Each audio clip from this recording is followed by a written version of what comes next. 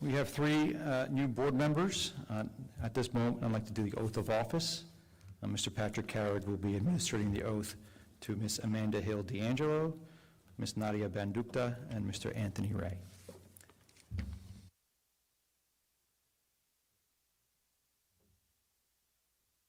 Please stand. We'll be doing it in front of the backdrop.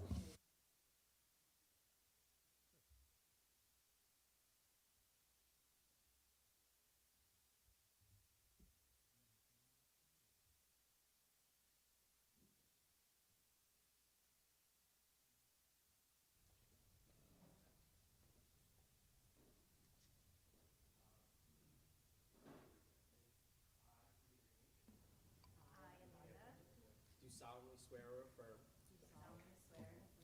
that I will support the Constitution of the United States and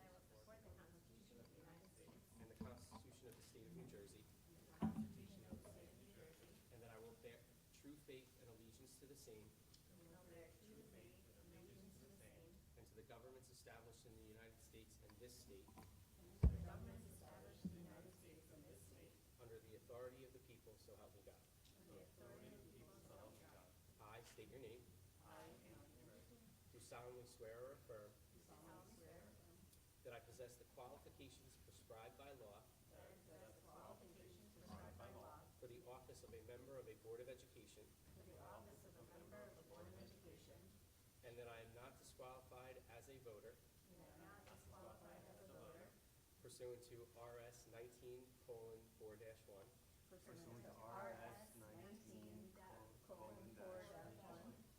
Nor disqualified due to conviction of a crime or offense listed in NJSA 18A:12-1.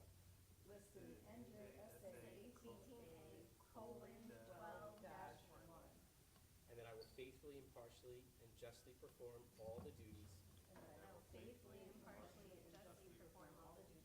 of the office according to the best of my ability. So help me God. Congratulations.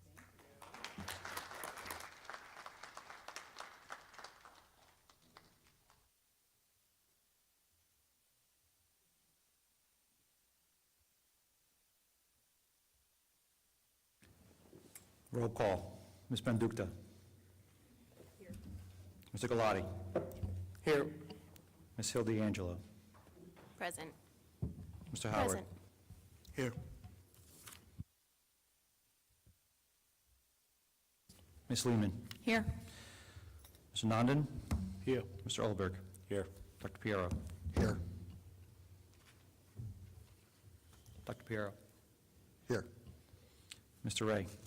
Here. Mr. Betts. Here. Myself present, and Mr. Carrick. Here. We have a quorum, everybody. We have a motion to read a code of ethics. So moved. Second. Mr. Piero and Mr. Galati.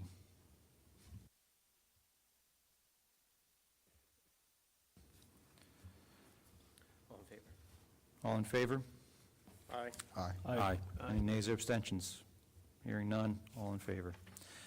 I will be reading the first one, and then we're going to go around the table, starting with Ms. Hill D'Angelo.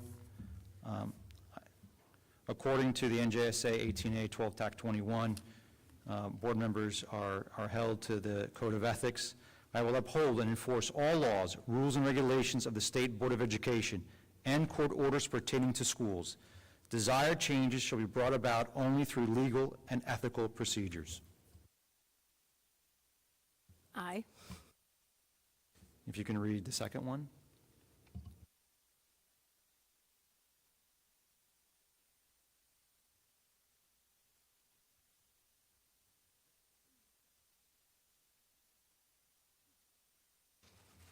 I will make decisions in terms of educational welfare of children and will seek to develop and maintain public schools that meet the individual needs of all children, regardless of their ability, race, creed, sex, or social standing.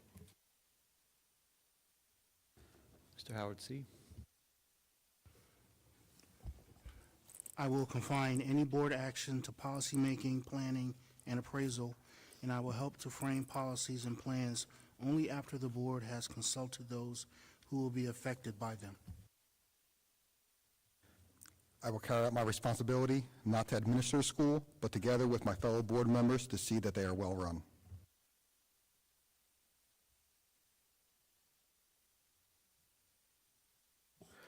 I will recognize the authorities rest with the Board of Education and make no personal promise nor take any private action that may compromise the board.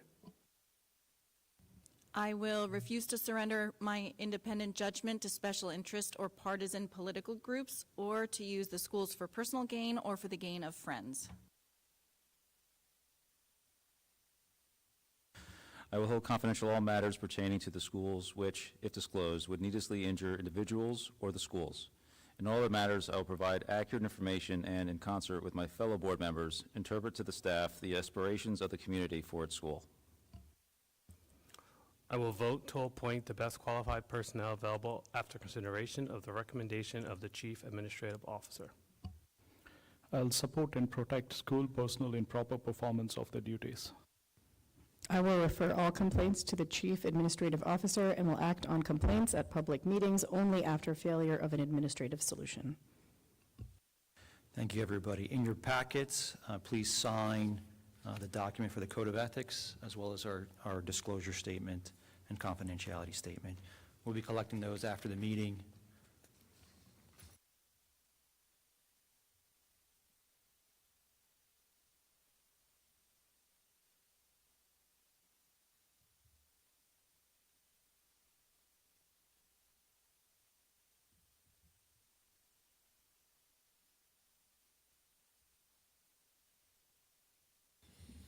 All right.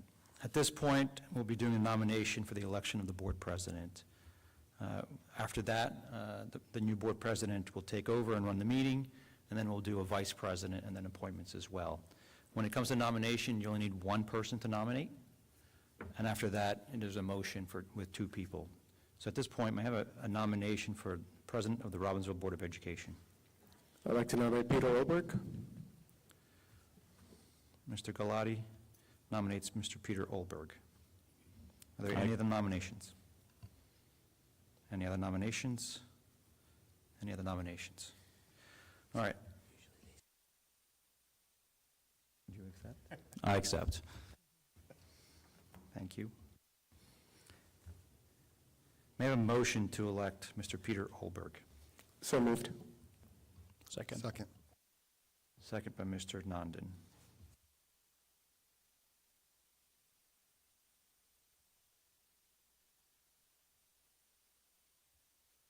Roll call. Ms. Bandukta. Aye. Mr. Galati. Yes. Ms. Hill DeAngelo. Yes. Mr. Howard. Yes. Ms. Lehman. Yes. Mr. Nandin. Yes. Mr. Olberg. Yes. Dr. Piero. Yes. Mr. Anthony Ray. Yes. Congratulations. Please take your seat.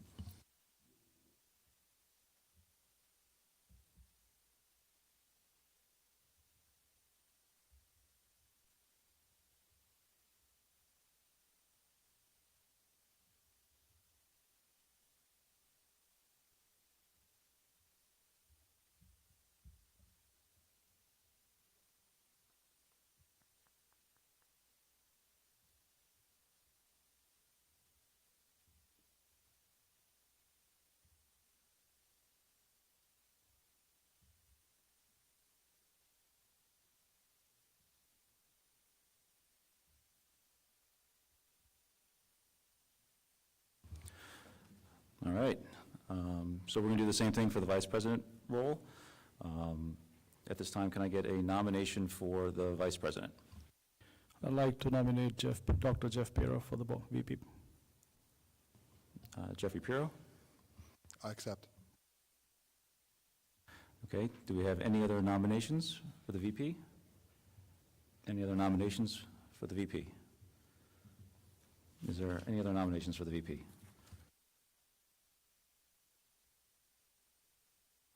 I'm going to close the nominations. Can I get a motion to elect Jeffrey Piero to the Vice President of the Board of Education? Yes. So moved. Second. Okay, Jay and Raghu. I'm going to do a roll call. Ms. Bandukta? Yes. Mr. Galati? Yes. Ms. Hildeangelo? Yes. Mr. Howard? Yes. Ms. Lehman? Yes. Mr. Nandan? Yes. Mr. Olberg? Yes. Dr. Piero? Yes. Mr. Ray? Yes. Congratulations. Motion passes. Okay, we will now establish the 2024 board committees. Start with the Business Committee. The chair will be myself. The members will be Jay, Raghu, and Jeff.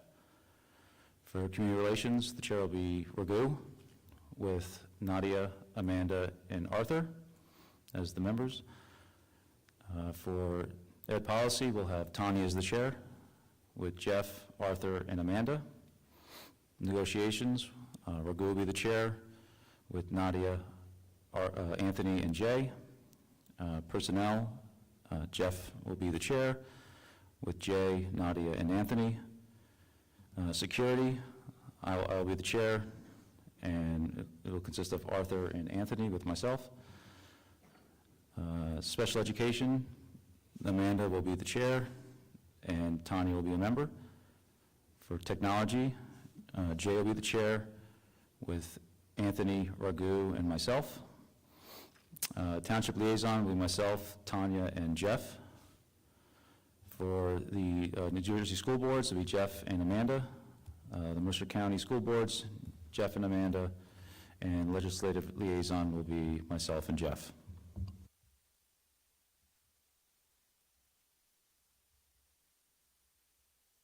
Can I get a motion to open public comment for the reorg portion only? Yes. Second. For 20 minutes.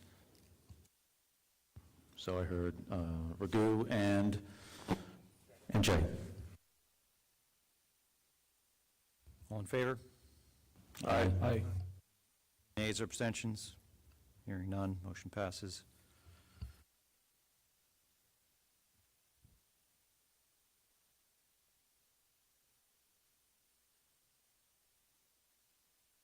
Okay, this is on agenda topics only.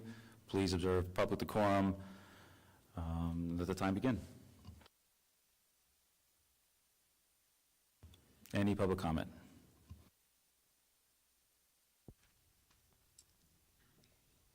Nushin Kanani, 806 Cypress Street. Congratulations, guys, all of you three that sat down, and congratulations on the new board.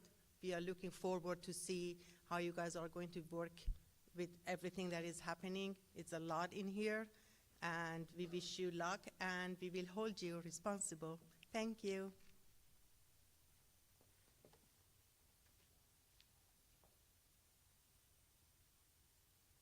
Thank you. Any other comments? Any other comments? Can I get a motion to close the public comment for agenda items only? So moved. Second. All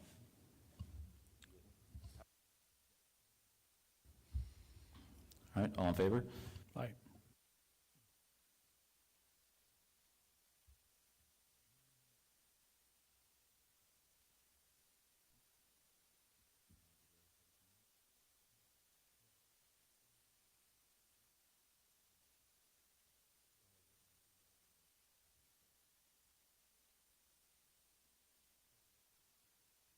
Can I have a motion to approve items A through J? Now, before we vote on this, of note, the advertisement for the board meetings, April 23rd will switch to April 30th. Today, we got the new budget calendar, and we were off by one day, so we have to push it back a week. So once again, the motion on the table is A through J with the April 30th budget adoption meeting instead of April 23rd. Thanks, Nick, for the clarification.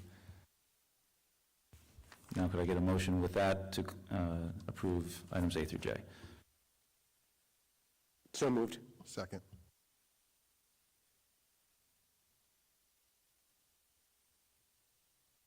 Any questions or comments on the motion? Not seeing any. Can I get a roll call? Ms. Benedicta? Abstain? Ms. Scalati? Yes. Ms. Hill D'Angelo? Yes. Mr. Howard? Yes. Ms. Lehman? Yes.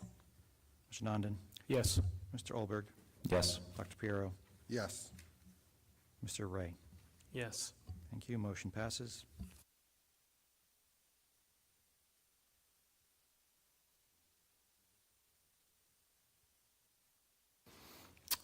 Are there any old business items? Any new business?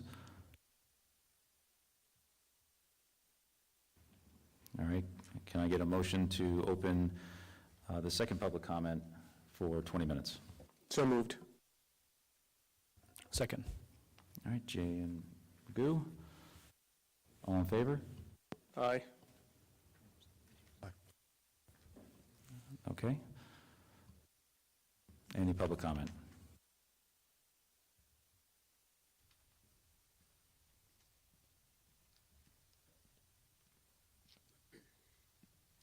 Good evening, everybody. Mike Todd, 8 Chambers Court, Robbinsville. I just want to congratulate Nadia, Amanda, and Anthony. Said it before, but welcome now that you're officially here. So good luck with everything. Look forward to working with you on one point or another. And also congratulations to Pete and Jeff taking the lead on the board. I wish you well. I know you guys be digging in. We have a good board sitting here, and I wish everybody well. And I just finally want to thank Tanya for her leadership over the second half of the year. I know you got there unexpectedly, and it's a little rough go, I'm sure, for a while, getting thrown into everything with everything going on. So I just want to thank you for your leadership and the board for everything last year, and look forward to another good year this year. Thank you. Thanks, Mike.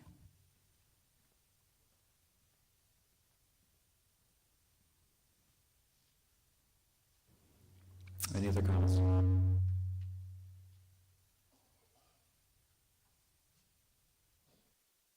Can I get a motion to close public comment and adjourn the reorganization meeting? So moved. Second. Jay and Raghu. All in favor? Aye. Aye. All right, thank you, everyone. I think we're going to take about a 10-minute break.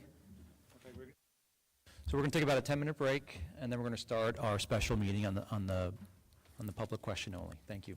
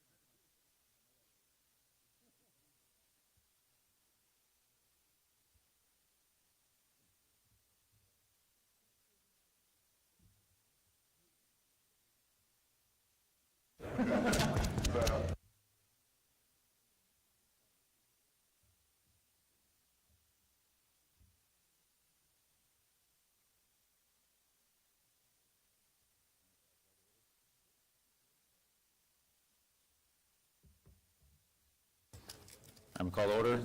The New Jersey Open Public Meeting Law was enacted to ensure the rights of the public to have advance notice of and to attend meetings of public bodies at which any business affecting their interests is discussed or acted upon. In accordance with the provisions of this act, the Robbinsville Board of Education has caused notice of this meeting to be published by having the date, time, and thereof posted in the Trenton Times on December 27, 2023, and to the Township of Robbinsville bulletin board no less than 48 hours in advance of the meeting. This notice was also posted at Sharon Elementary School, Pond Road Middle School, and Robbinsville High School. In accordance with NJSA 18A 12-24.1 and Policy 0142, the Robbinsville Board of Education shall be bound by the provisions of the School Ethics Act. Can I get a roll call? Ms. Bandukta. Yes. Ms. Galati. Yes. Ms. Hill DeAngelo. Yes. Mr. Howard. Yes. Ms. Lehman. Yes. Mr. Nandon. Yes. Mr. Olberg. Present. Dr. Piero. Yes. Mr. Ray. Yes. Mr. Betts. Yes. Myself, Mr. McCrease, President, and Mr. Carrick. Have a roll call, sir. We have a quorum. Thank you, Mr. McCrease. Board President's report, I didn't have anything really prepared, so I'm going to say welcome back, everyone. Hope everyone had a restful holiday. Time to get back to regular business, so I'm going to pass it on to Mr. Betts to continue. Okay, thank you, and congratulations. We're good, Mike? I got it. It was off. All right, good evening, everybody. This is a presentation for a proposal to go out for a second public question. This proposal really is, or this presentation is really for the Board of Education tonight. Once we hopefully approve going out for the public question, we'll get information out to the constituents and the taxpayers here in Robbinsville. So thank you for your attention. When we're done, there's a chance to ask questions. And I should mention that this presentation came from the Business Committee. We met a few weeks ago, talked about the do's and don'ts and the things we wanted to see in this public question proposal.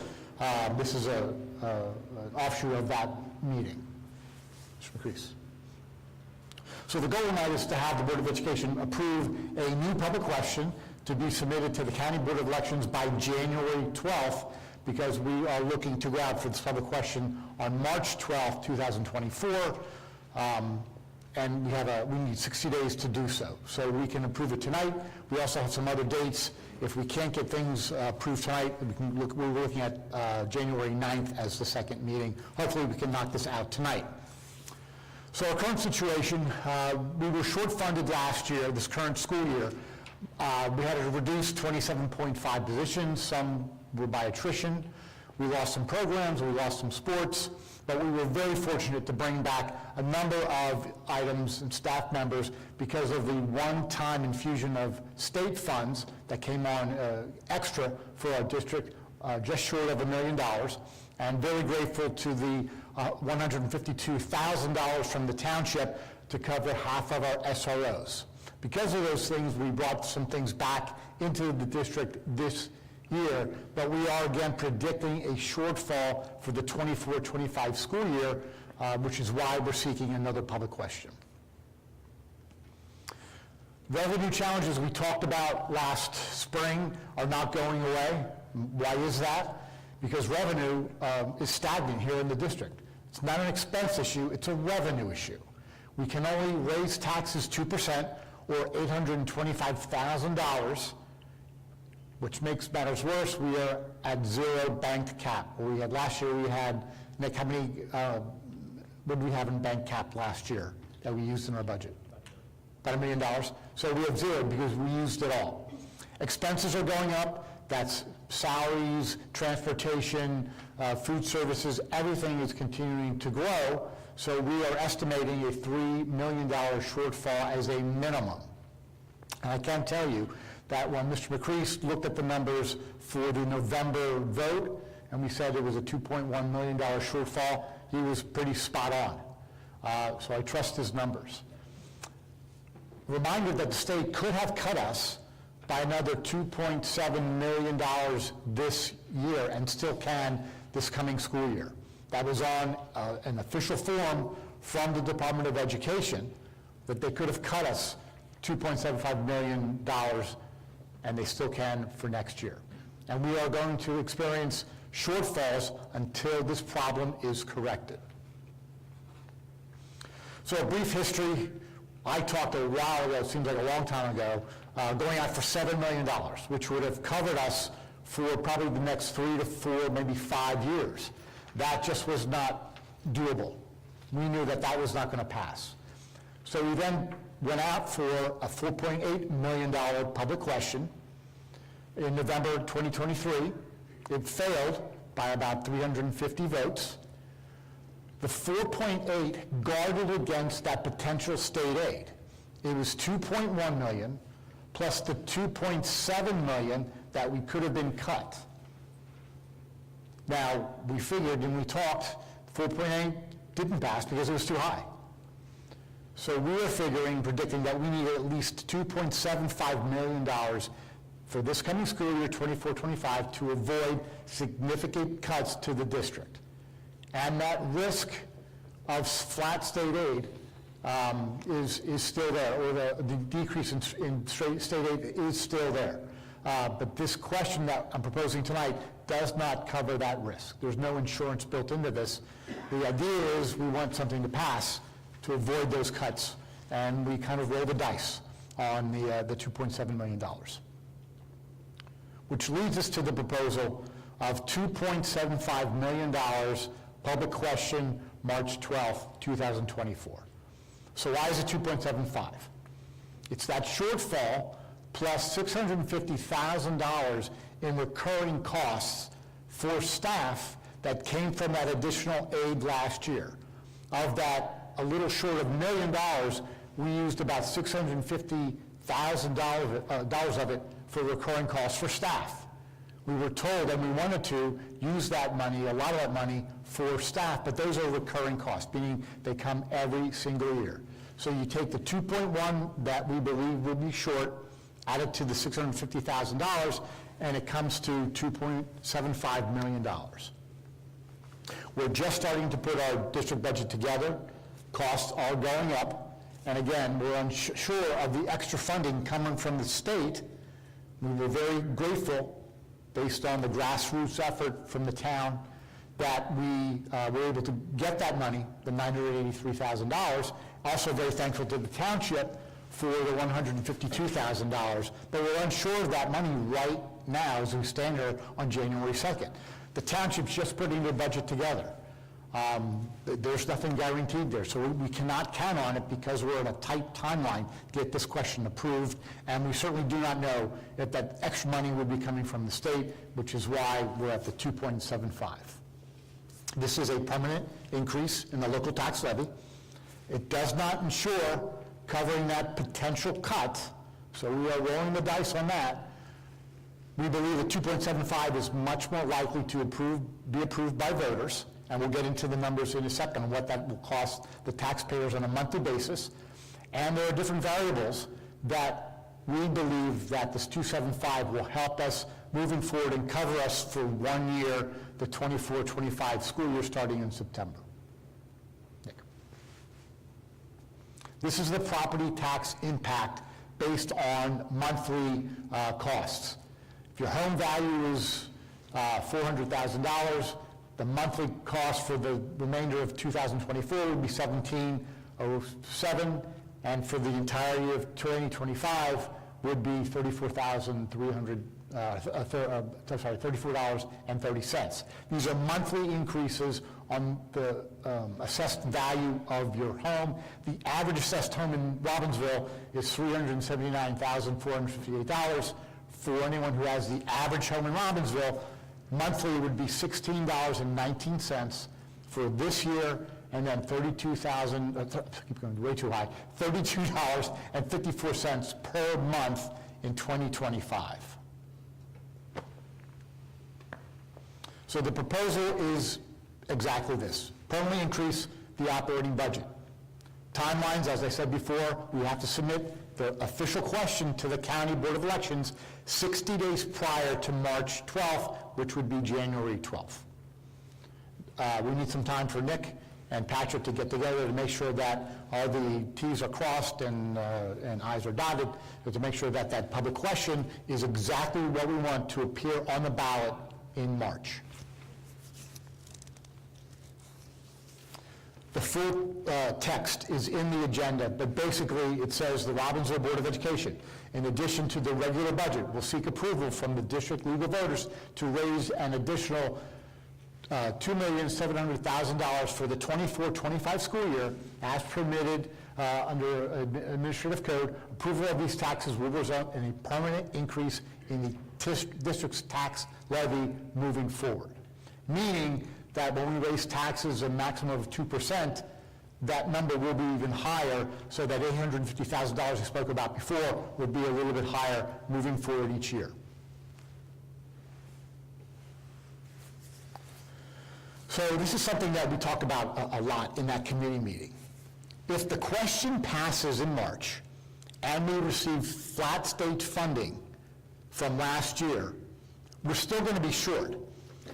That 2.75 does not cover everything for the coming school year. We tried to keep the number something that the voters would support, not too high that they wouldn't support it, and then we would be in a worse situation. So we're predicting that even if it passes and we receive the same amount of funding from last year, we're still going to be about $500,000 short.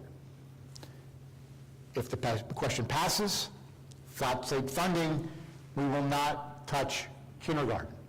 That was part of the 4.8. And a lot of people were concerned about elimination of kindergarten or cutting kindergarten back to half a day. The board was very adamant about, if we get the question passed, kindergarten is something that we do not want to change.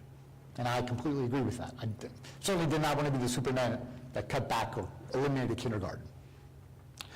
Although we then would have to still cover $500,000, not counting on the $1 million from the state, not counting on the $152 from the township. We may need to look at school, some sports and clubs. Some possible staffing cuts may have to happen, which would increase class size. We may have to look at some programs being cut, and even a change into courtesy busing. Those things are still on the table, but kindergarten would be off the table. I'll go into the timeline in a second because it's a little backwards, but we had no control over that. We won't know our state aid until late February, before the vote, but after we need to submit this question. So we're kind of, trying to predict what we're going to need without knowing the state aid. We will when people go to the polls and vote in March. Nick. The timeline, I was just talking about this. Hopefully tonight, the Board of Education passes the new public question. Nick gets it to the county by the 12th of January. Somewhere in late February, we don't know the exact date, it comes after the governor's State of the Union or State of the State address. State aid amounts are released, but our question is already locked in. On the 12th of March, we vote on the question, and then we do our budget. So everything is backwards. That budget has to be approved during the March 19th board meeting, and then we can still make changes afterwards, but the final budget needs to be approved by the board and the county by the 30th of April.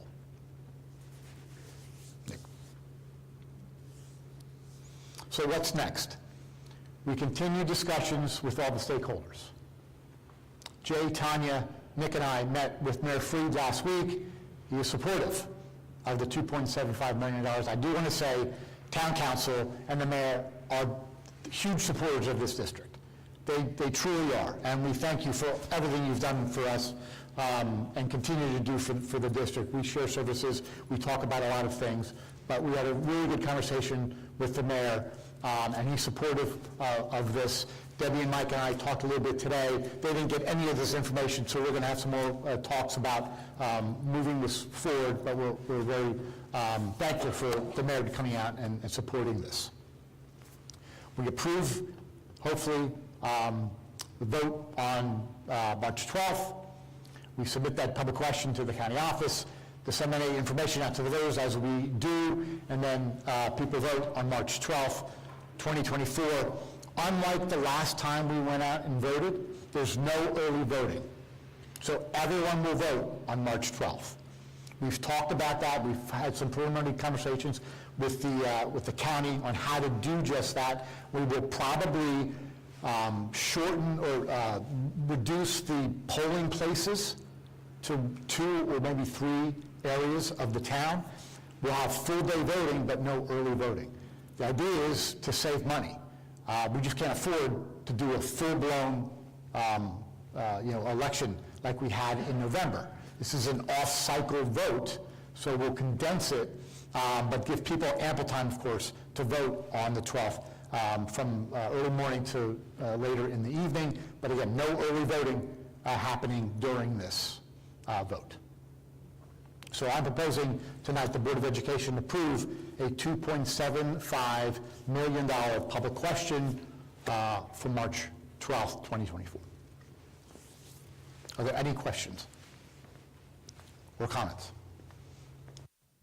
I have a question. You've given us this scenario for if we're given flat taxes, but what happens if we're cut? What gets cut then?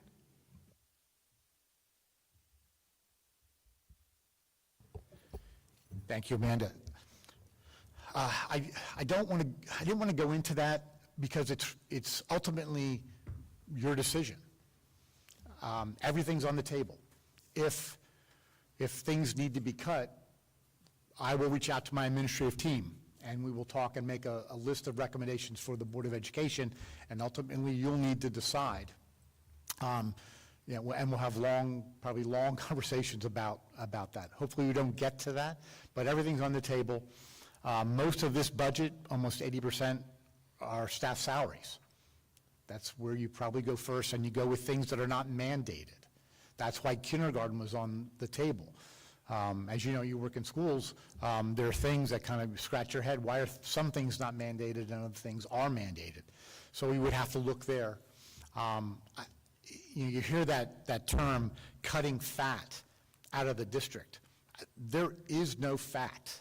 There is no fat. And we cut to the bone last year, so I really don't know. It depends on how much it is and are the things that this Board of Education just cannot stomach in making those cuts. So I wish I could give you a list. I can't at this time. I do have a follow-up, just, so thank you for clarifying on the why not 7 million or 4.8, which we already did and obviously failed, and unfortunately only failed by 300 some votes, but we don't want this one to fail, so I understand kind of where it's landing. But could you just kind of explain to us when the next possible date for maybe a second referendum, should we need to increase, should we not get the state aid, should some other big issues happen throughout the school and our budget becomes another issue? What does that look like for a future? Thank you. There are 4 dates you can go out for a public question. I can tell you what we're doing is very unique, so much so that I think the state will have they're going to have to change some things in the formula to make this work for them.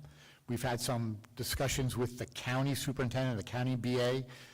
They're not sure if this passes on how to make this work on our budget. It will eventually. But in that budget process, when we approve the budget, Nick has to submit a software program with all the numbers of all the lines of everything in there. And there's a checkbox that if we still believe that we are underfunded or want to go out for another vote, we check that box, list the things that we want, and that automatically goes onto the November election ballot. The caveat with that is if we say, and we have to in November, that we want to buy 1,000 Chromebooks, and in November it's defeated, we can't buy Chromebooks for another year. So if we say kindergarten and it goes down, we can't somehow find money. Kindergarten is off the table for a year. That's just how it works. So there's some caveats with that November date. The other dates, Nick, there's one in... Yeah, so the other dates, so why March, right? it'd be perfect if it was in April, but the next date after March is September.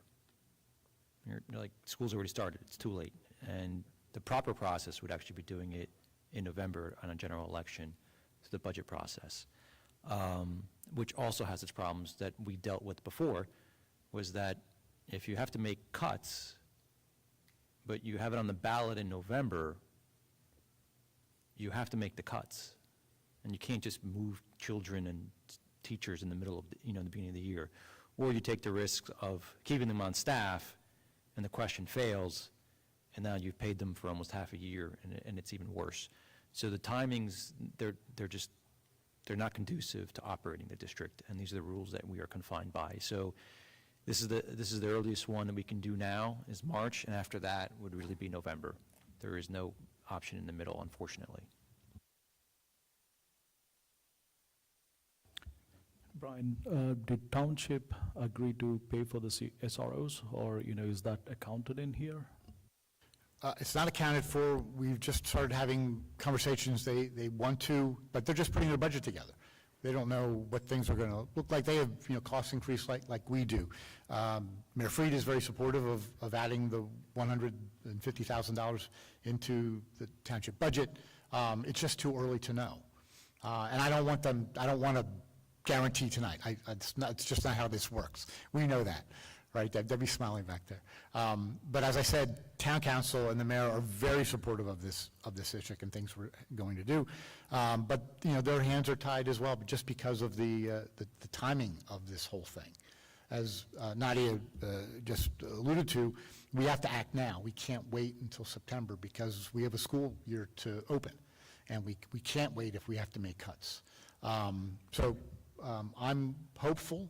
They are supportive, but we just can't count on it right tonight. So, Thank you. I have another follow-up question. But our analysis has it in there, right? And so they're highly supportive of it. Unless something bad happens to the town budget, it will stay in because it's already budgeted. Got it. So we don't want to say it's guaranteed. Nothing's guaranteed on that, but it's highly anticipated that it will stay in there. Got it. And one suggestion, I think the one lesson learned from the last public question is the clarity in communication around how we communicate this to the community. I understand this.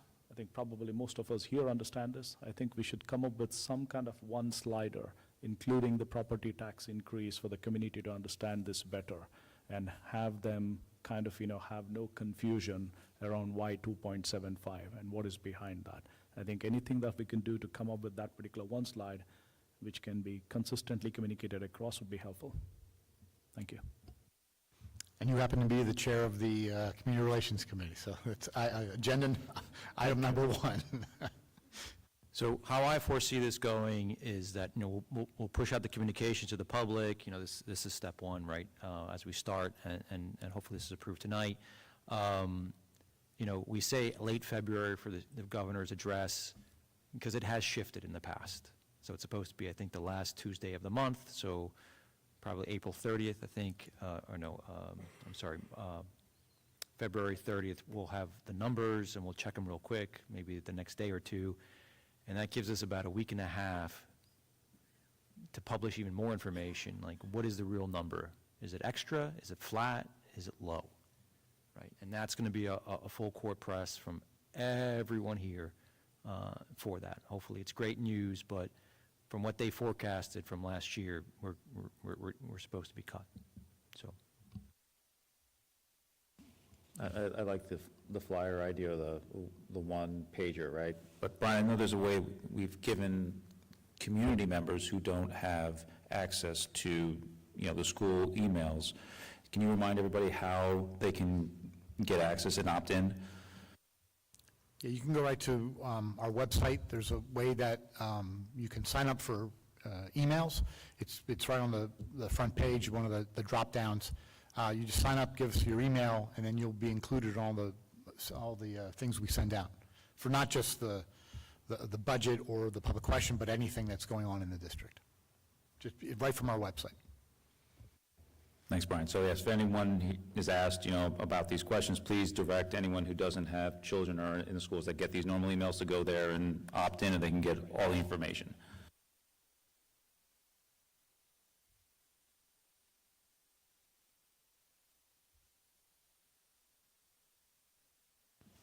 Any other topics? Questions, comments? All right, thank you, Brian. Nick, I don't see anything for the BA's report, but anything come up in the meantime? I have nothing additional to present. Thanks, Nick. Public comment on the agenda items only. Can I get a motion to open public comment for 20 minutes for agenda item A? So moved. Second. Jay and Jeff? Any nays or abstentions? Oh, I'm sorry. All in favor? Aye. Aye. Any nays or abstentions? All right. Time be allotted for public comment. Please observe proper decorum. Each person will have a limit of 3 minutes to provide a comment, so please come up to the microphone if you have a comment.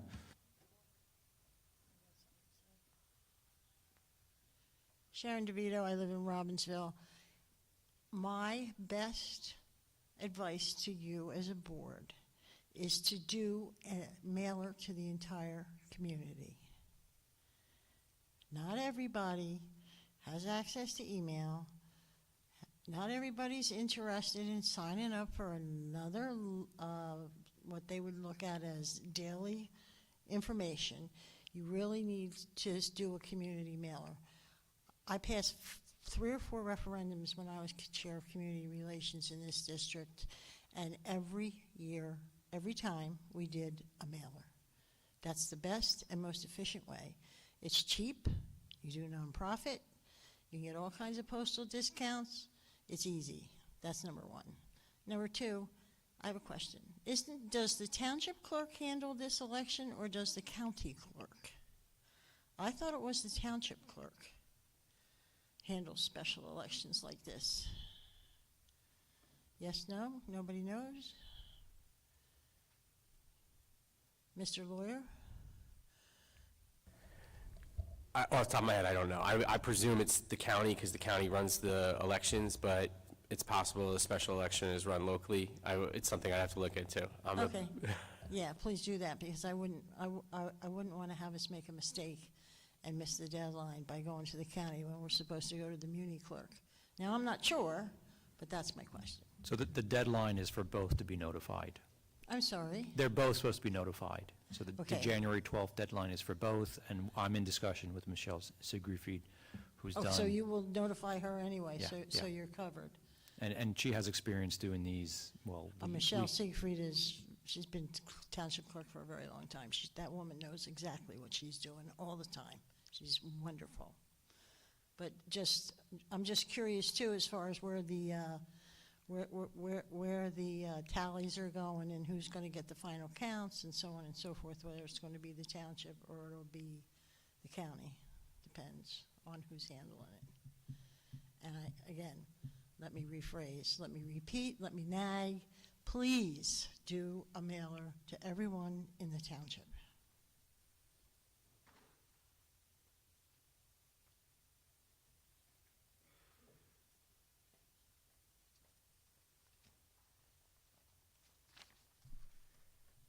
Hello, everybody. Arun Karpoor. First of all,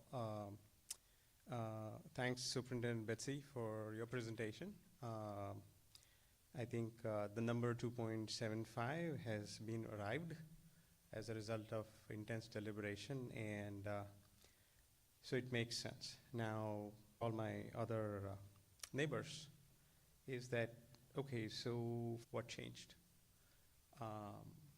So that'll be a question that we may need to answer in our communication with the parents. Another thing is, because of the setup with the special election, people who want to vote no will always show up. Now, how are we going to make sure that people who want to vote yes show up? What is the work we are going to do as part of this campaign, where there is a collaboration between the members of this institute, the township, and the parents to spread the word out to ensure that our neighbors understand the reason why we are voting on this number, why we are voting now, and how this is going to help. I think we need to have a bit more of thought around it for its success. So, thank you.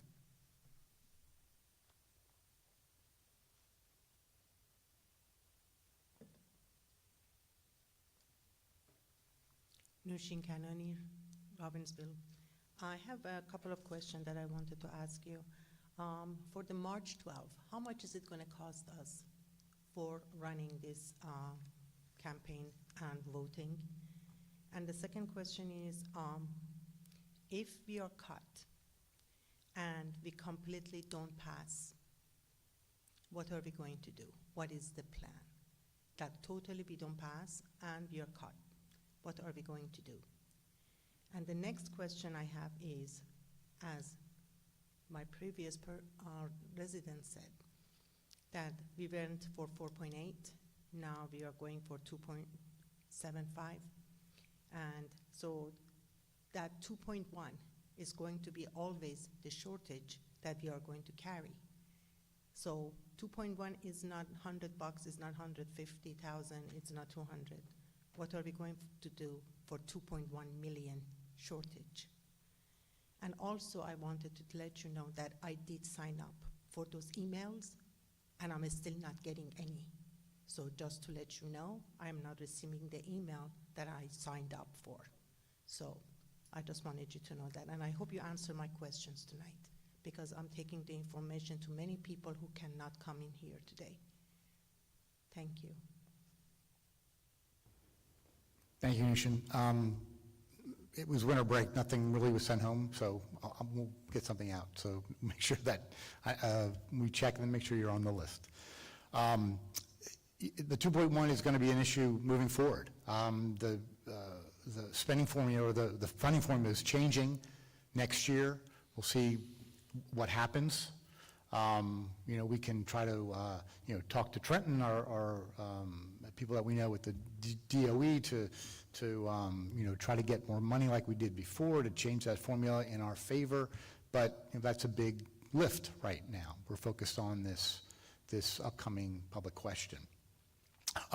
Your other question about the cost of the election, we're still having ongoing conversations with the town and with the county, so we don't know what that figure is right now, and will. And what do we do? As I said to Amanda, if it goes down, we have to cut. We, as an administrative team, get together and hash it out and come up with a recommendation to the Board of Education, and then we talk about it in committees, and then as a full board, and have to approve a budget in March and then April that has those cuts.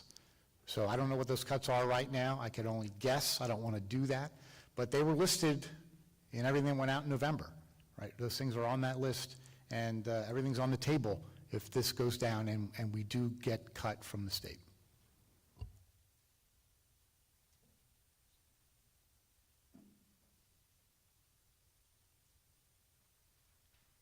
Hi there, Debbie Blakely. I just wanted to jump in about our our clerk. This is a county-run election, and I know we've been in touch with Michelle. Michelle is in the loop. Like you said, Michelle is phenomenal. We spoke today. Michelle was in the conversation to help anyway. So please reach out to us. Any questions? Michelle will be very helpful.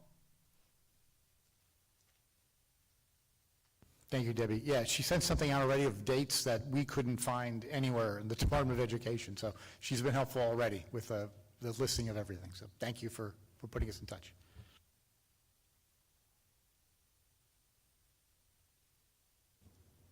Any other public comment?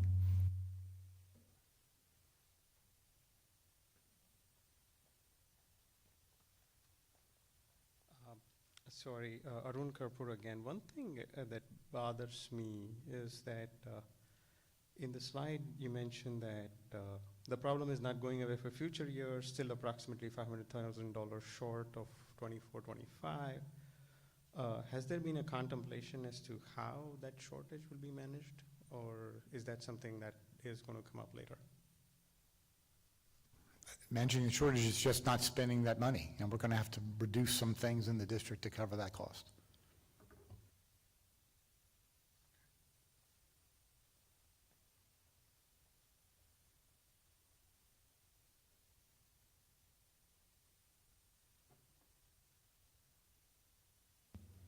Any other comments?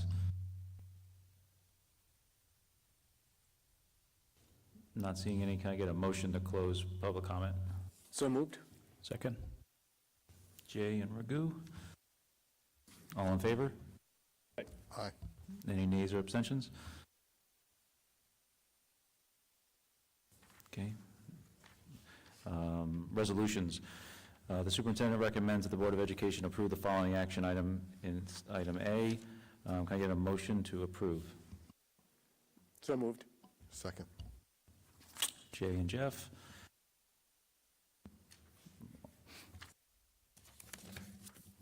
Discussion.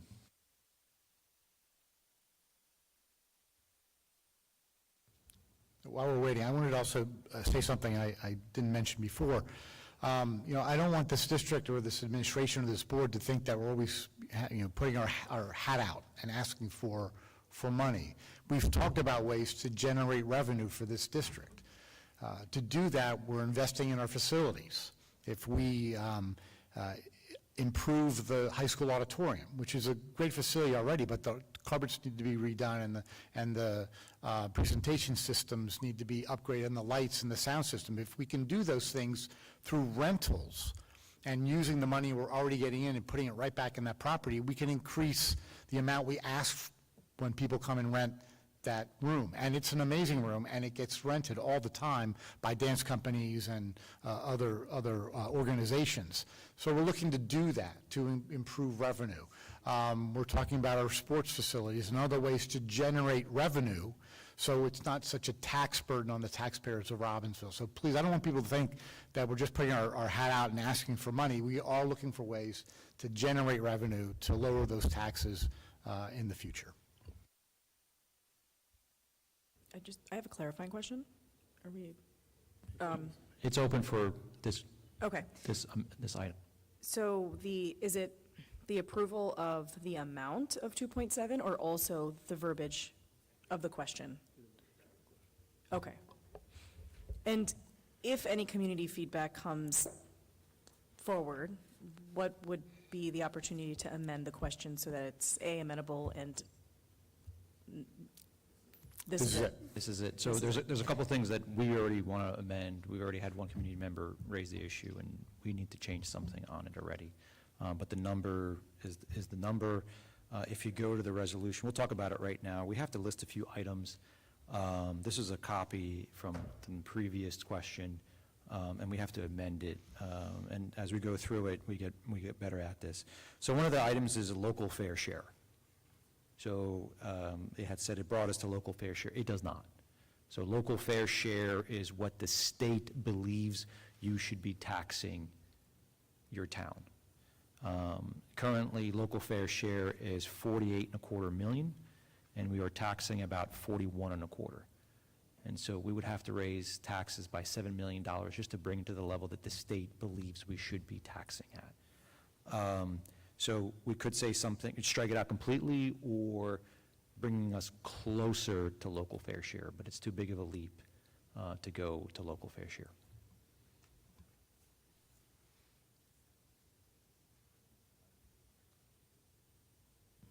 Just before taking it out, Nick, I'm not sure it adds any value having it there with a $7 million gap to say we're closing it. Anyone else? And then class size. I would say help prevent. So approval of this question will help prevent increases in class size and the rest.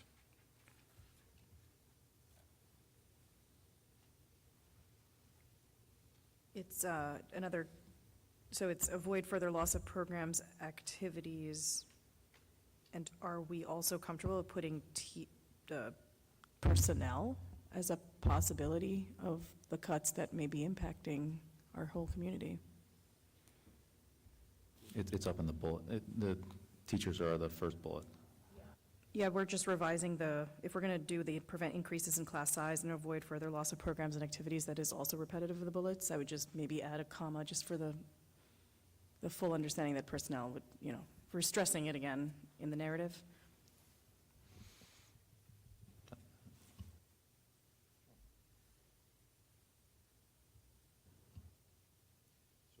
Approval of this question will help prevent increases in class size and avoid further loss of programs, activities, and personnel.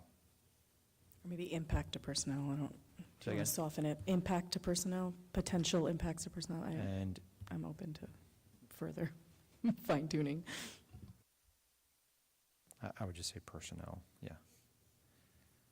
So here's the tricky part. As we had said before, you don't want to be very specific, because if it's in there that you're asking for this, you can't do it in the budget. So that's why, you put something like, I want to buy 1,000 Chromebooks or Chromebooks. So it gets a little tricky, because which means the public says, we don't want you to have it, we spoke, don't spend a penny on it. And so. Yeah, I understand what you're saying with that, Nick. But part of it's almost moot though, right? I mean, if we lose the 2.75, it's going to impact our personnel, our programs, right? It is. There's a catch-22, yeah. Yeah, so just on that, I mean, we know that 2.75 basically gets us by, bottom line, assuming state aid is flat.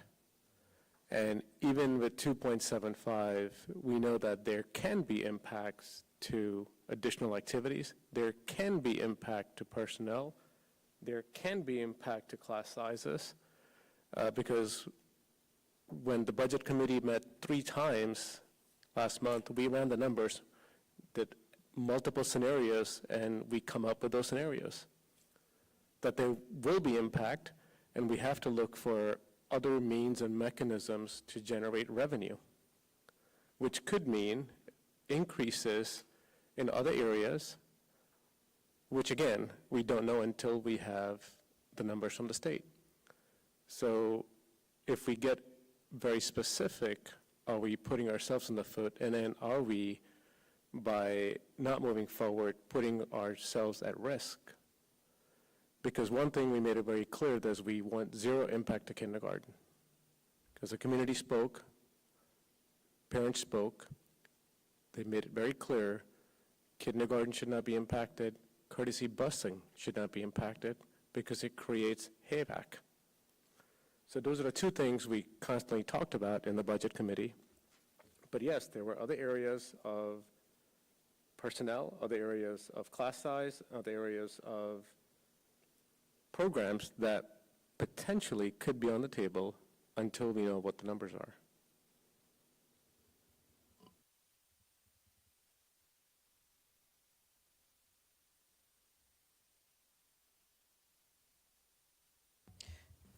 Hey, Nick, because you have those bullet points above, is there a reason to reiterate that below in the paragraph?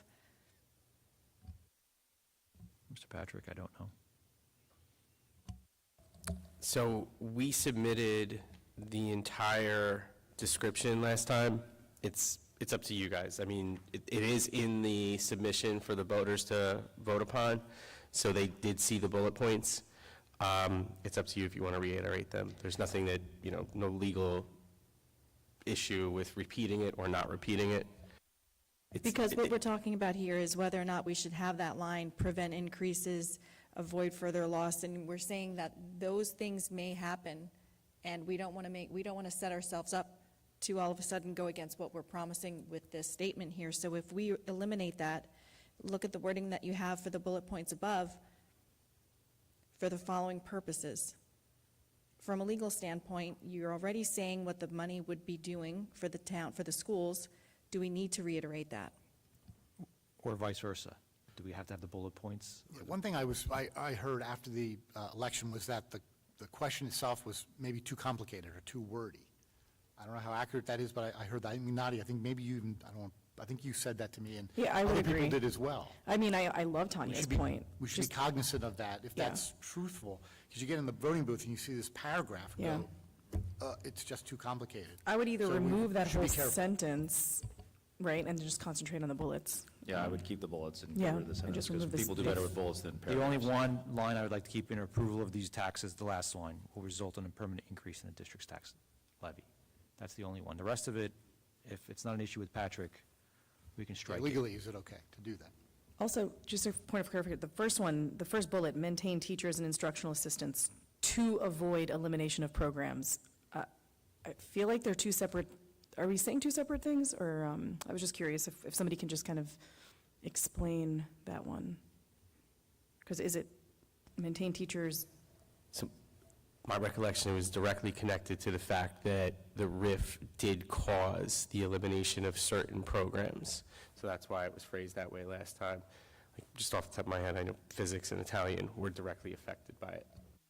Yeah, and I think it is a little bit of a chicken and the egg type of thing. If we lose teachers, we're going to have to eliminate programs, and if we have to eliminate programs, we're probably going to lose teachers with that. So I also, with Nadia and Tanya, I think Tanya brought up a really good point about the bullets. I think the bullets make it clear. I agree with the assessment that, in retrospect, the question was a little bit convoluted, and I think that, we all read it, and I think we all liked it at the time, but in hindsight, we have to put ourselves in a position of somebody who's reading this for the first time. We've been like so deep in the weeds with this that we understand it, but we need to make sure that our constituents understand it perfectly, and I think that's going to be the challenge. So the simpler we can make the question, the more concise we can make the question, the better.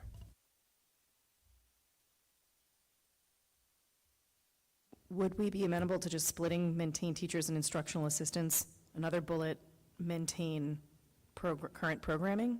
Because I feel like they're two separate points.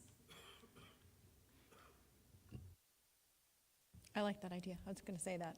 It also has a much more positive message than eliminate.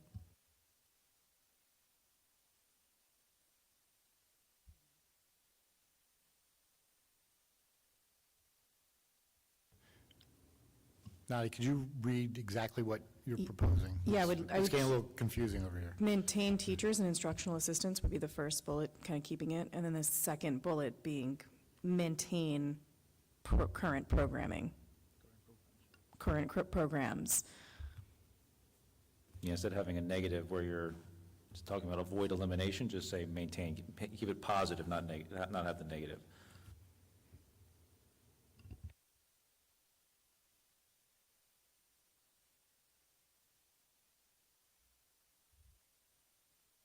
Any other comments on that?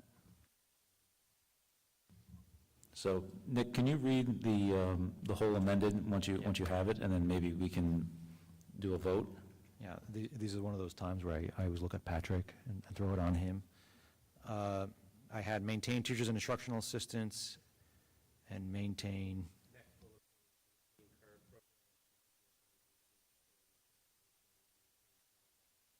Busing.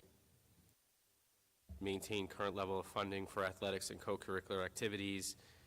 Then it's the next paragraph, under the 2018 revised state school funding formula, the Robbinsville Township School District is slated to lose an additional $2.7 million based upon revised projections. Approval of this question will help prevent increases in class size and avoid further loss of programs and activities.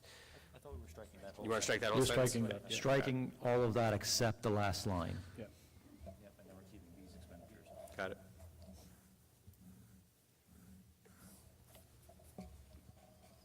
Expenditures are in addition to those required to achieve NJ SLS standards. Approval of these taxes will result in a permanent increase in the district's tax levy.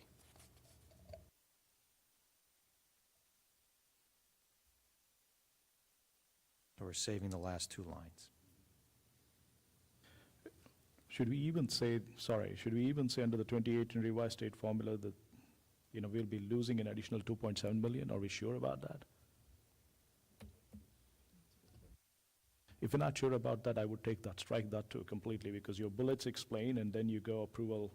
We just struck that. We struck that. Okay, thank you. So Of just the a- paragraph, only the last, of the last paragraph, only the last two lines will remain.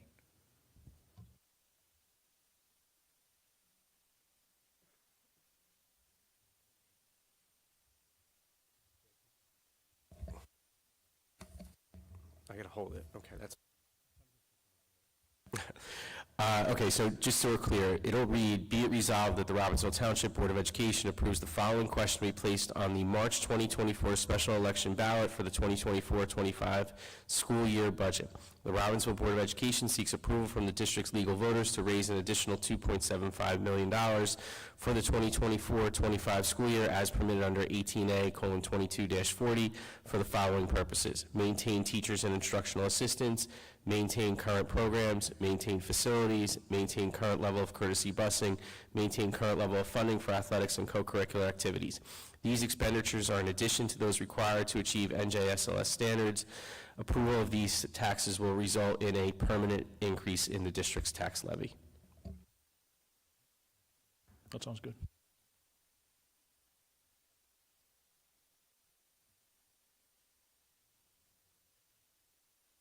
Any discussion? Any further discussion? Can I get a motion to amend the,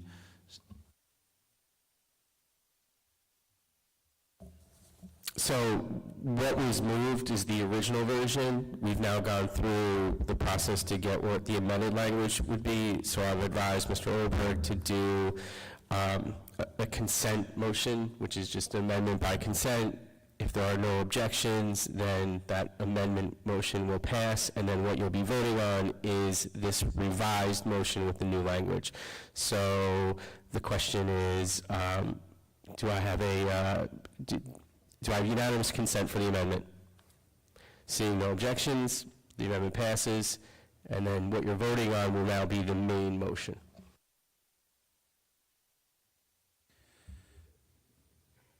Ms. Bandukta, Yes. Mr. Galati, Yes. Ms. Hill D'Angelo, Yes. Mr. Howard, Yes. Ms. Lehman, Yes. Mr. Nandan, Yes. Mr. Olberg, yes. Dr. Piero, Yes. Mr. Ray. Yes. Thank you. Motion passes unanimously. All right. Any old business? Not seeing any new business. Yeah, I want to follow up on Arun's comment.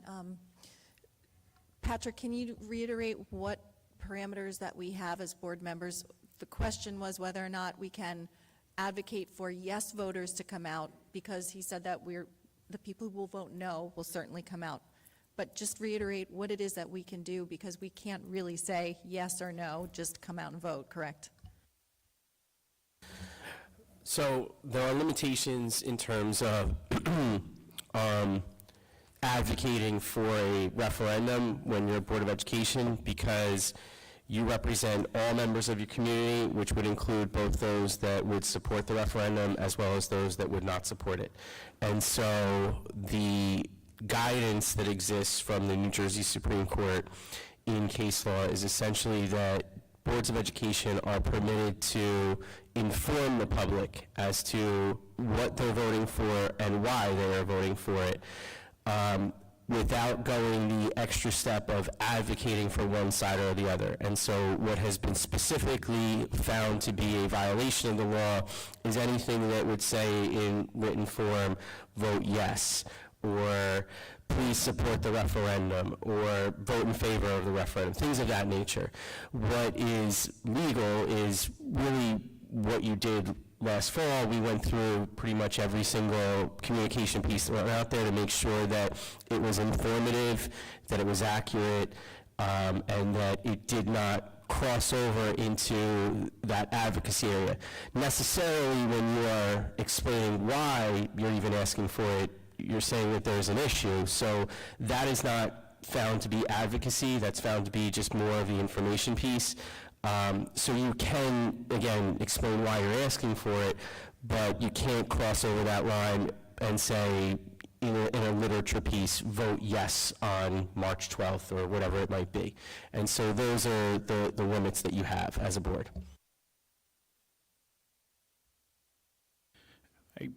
Very much related, from committees that we have formed, most of us understand what each committees do, like what is the scope, in scope and out of scope for business committee, or what is in scope and out of scope for technology committee, et cetera.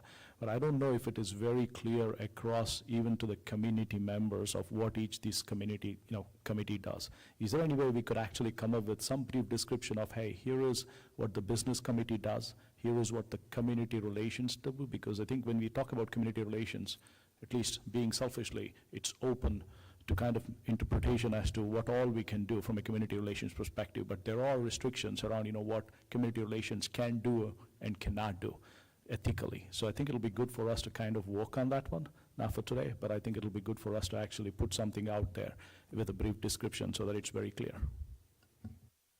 So maybe, Raghu, as part of the community relations, if you can look up, with Brian and the team, if those mission statements are there, and we can review them and make sure they're current. Yep. And then we can go from there. Thank you. And then, just to jump in, Ms. Victoria and I were talking about this, Mr. Legrati, on reorganizing our board website. Just to be a little bit more easier to find things. So we'll put more subtitles and so forth for this year, for committee assignments, and instead of like going, where is that buried somewhere, because you have to scroll all the way down. So it's something we've inherited over the years. We just need to refresh that as well. So let's talk offline and get something working over the next month or two and fix that for the future. Yeah, that'd be great. Thanks. Thank you. Any other new business? Okay, not seeing any. I'm going to open public comment for school-related matters for 20 minutes. Can I get a motion to open school-related public comment? So moved. Second. Jay and Jeff. All in favor? Aye. Aye. Any nays or abstentions? Okay, public comment is open.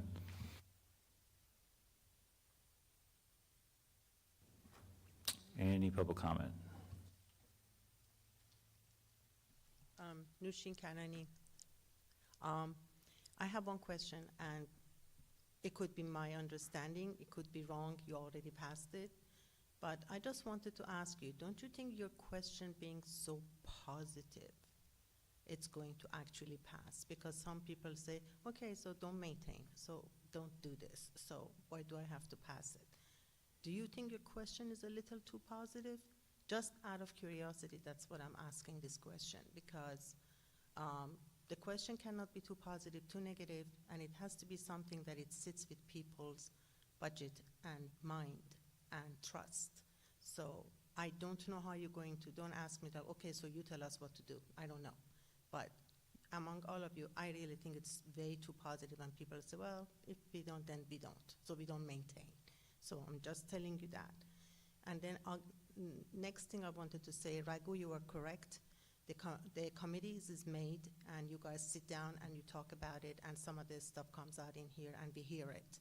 But if whatever you guys decide to do on those committees, if it could come out to the public also, so we know what is your agendas and what you are talking about and what you are not talking about and what is you can or you cannot do. It also helps us understand your missions in those committees. It really helps us to understand you guys better. So when we are questioning or asking or sending emails, we know what to address. So that would really help out. And now that you guys are sitting and it seems like all of you are open for complete transparency, so just help us a little bit understand better and put in the trust a little more. It really helps us. And remember, not everybody knows what you guys do in the committees. We just hear the brief reading that you guys do. Thank you.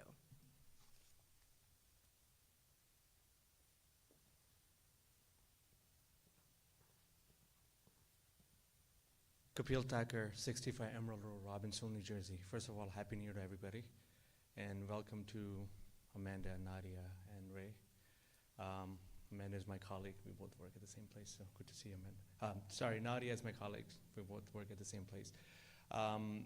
thank you for all your support, everything that you guys are doing, especially the new members. You guys have seen me attend meetings here. I always stayed on the sideline. You know, I have my opinions, but at the same time, we all have to work together. It's going to take a village to pass this through. Anything I can do from the community standpoint, I'm here to help. So I'm always here. Anything I can do, please let me know. I am cautiously optimistic that the second time, with the support we have from Mayor Dave Freed and the council and Mr. Betts, your support and everybody else, we'll get this done. And I hope that we get it done. So just wanted to thank you and Happy New Year. Thank you.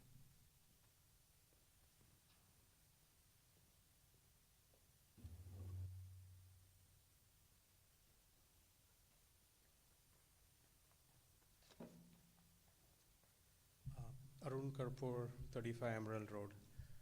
I do want to echo sentiments that Kapil mentioned here with our incoming new members. Welcome aboard. At the same time, I do want to sound out a little bit more on the aspect as to how this body will ensure that it rebuilds the trust in the community, ensuring that there is an emphasis on transparency in the decision-making process. How are you going to help us understand how you are reflecting the values that brought you all here in your votes, in the decision, and in the guidance that you're going to give to our school administrators in not only through this process of raising money from the taxes, but also making those votes clear on what stays, what goes, and what needs to be enhanced. I think I would urge you to emphasize you on choosing transparency to the extent possible. I understand you got advice from our attorney about what you can or cannot do, but in the confines of what you can do is to be able to be truthful and be very clear in terms of your communications with the community members to the extent possible. Thank you.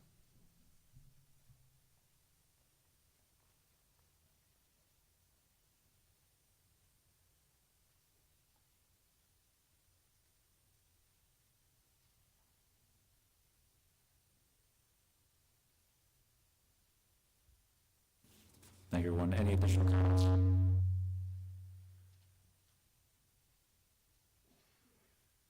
Not seeing any. Can I get a motion to close public comment? So moved. Second? Jay and Raghu. All in favor? Aye. Aye. Any nays or abstentions?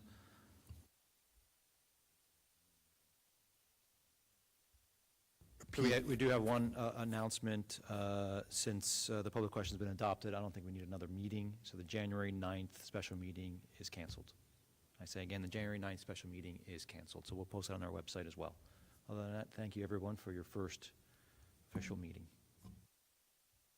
Just real quick before we adjourn, Pete, I want to thank everybody who came out tonight and everybody who's online watching. I know this is a very busy time of year, but this is a very important meeting for the future of our school district and our township. So I just want to thank everybody for taking the time to be here in person or virtually.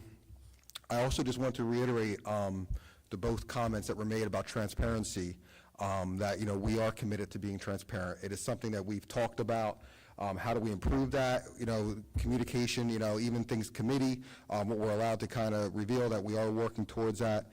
And I guess the last thing, just to address Nushin directly, was about is the question too negative, too positive?